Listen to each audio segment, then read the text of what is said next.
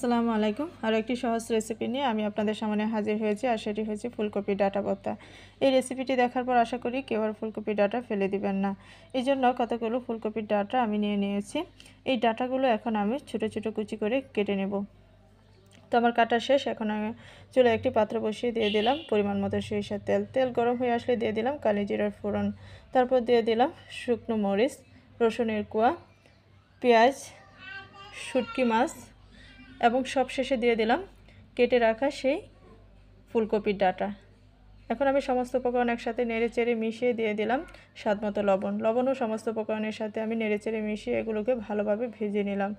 এ পর্যায়ে আমি দিয়ে দিচ্ছি ধনেপাতা কুচি। ধনেপাতা কুচি ও সমস্ত উপকরণের সাথে নেড়েচেড়ে মিশিয়ে নিলাম। তো আমার ভাজা হয়ে গেছে। এখন একটা পাত্রে উঠিয়ে ঠান্ডা করে একটি ব্লেন্ডারে ঝাড়ে দিয়ে দিলাম। আপনারা চাইলে শিলপাটায় বেটে নিতে পারেন। আশা করি আজকের রেসিপিটি আপনাদের ভালো লেগেছে, আর ভালো লাগলে অবশ্যই একটি লাইক শেয়ার করবেন।